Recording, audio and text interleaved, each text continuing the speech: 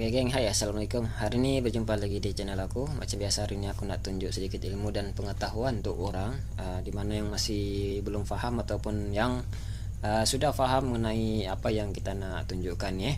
Oke, di sini kita akan tunjukkan sedikit pengetahuan dan ilmu untuk orang ya mengenai CDI, LC, V1 dan V2. Apa perbezaan dia dan apa kelebihan dan kekurangan dia. Oke, di sini kita ada dua CDI ori Orimoto. Orimoto. Dan satu nih ialah CDI V1.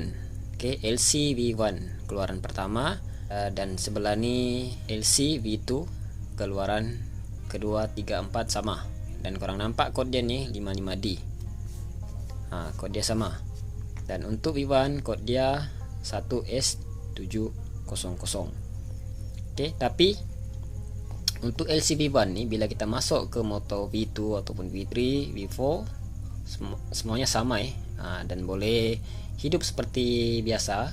Dan begitu juga dengan CDI V2 nih, untuk masukkan ke LCV1 pun sama juga. Tapi di sini apa perbezaan dia bang? Oke, di sinilah kita akan bagi tahu kelebihan dan kekurangan dan perbezaan dialah di antara kedua CDI ini yang kita tunjuk. Oke, sekarang ini kita bahas mengenai CDI V1, sebab ramai di luar sana yang menganggap CDI V1 ini lagi istimewa dari CDI V2. Oke, V2 V3 lebih kurang sama juga lah. Oke, dan banyak juga lah terdengar CDI V1 ini yang orang selalu perkatakan CDI V1 ini nokat. Nokat itulah yang selalu aku dengar dari dulu sampailah sekarang. Mungkin yang mengeluarkan perkataan macam tu sebenarnya mungkin belum paham mengenai cara kerja CDI ini. Yang dorang selalu perkatakan CDI V1 ni nokat ataupun tiada batas lah dia punya RPM. Sedangkan kalau dari segi pengalaman aku dan dari segi pengalaman korang di luar sana mungkin berbezalah dari segi pengalaman aku ataupun dari pengetahuan aku. Oke, untuk V1 nih dia punya CDI sebenarnya bagi aku bukanlah dikatakan dia tiada cut.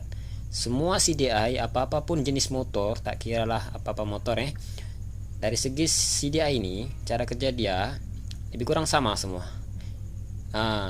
Dari segi dia punya cut tuh semua ada. Oke, CDI mesti ada cut off, mesti ada. Kalau CDI itu tiada cut, bermakna itu yang berbahaya. Memang tak boleh masuk dalam motor. Sebab apa? Nanti enjin pecah. Kalau tiada cut off, bila kita RPM, high RPM, contoh kalau dia tiada cut, selalunya kan kalau kita rem motor, bila kita pulas minyak tuh, pulas kosong lah, free gear macam tu, kadang kita nampak kan, dia punya meter tuh, jarum meter tuh, RPM dia kadang dia sampai 10 lebih ataupun 11 contoh lah Tapi contoh bila CDI itu yang korang selalu cakap CDI V1 ini tiada cut off, contoh lah bila dia tiada cut off, rasa-rasanya RPM, rasa-rasanya dia punya jarum tuh boleh ke mana, sampai ke tahap mana? Adakah dia boleh sampai 12, 13, 14, 15? Tidak akan mungkin kan, nanti enjin tu akan pecah. Sebab tu kilang keluarkan CDI ini memang orang sudah tahu tahap mana CDI itu boleh bawa enjin tuh, RPM dia macam tu.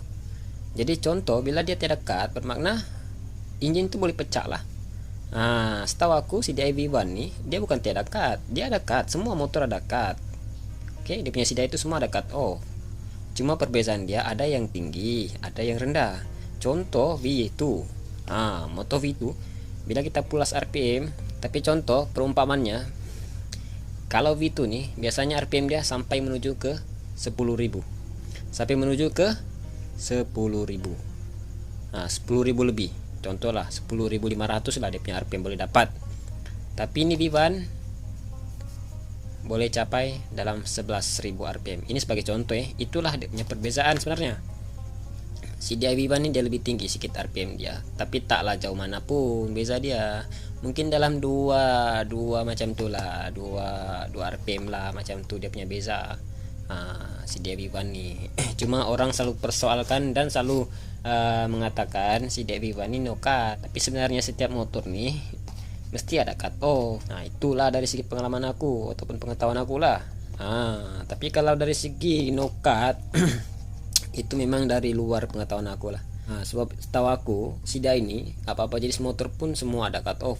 Tak kira lah Sidai Racing kah, Sidai Red Leo kah, Tune Boss kah, apa-apa jenis Sidai dia memang ada cut off. Cuma dia punya kelebihan nih, bila kita menggunakan Sidai Racing dia punya RPM tuh dia lebih tinggi dari standard. Nah, ada juga setengah Sidai ini dia punya percikan api tuh lebih awal, ada yang lebih cepat ataupun contoh dia ada lebih lambat. Nah, itu dia punya perbedaan Sidai Racing. Contoh Sidai V1 nih standard dia boleh capai RPM 10.500. Contoh dia boleh capai macam itu saja.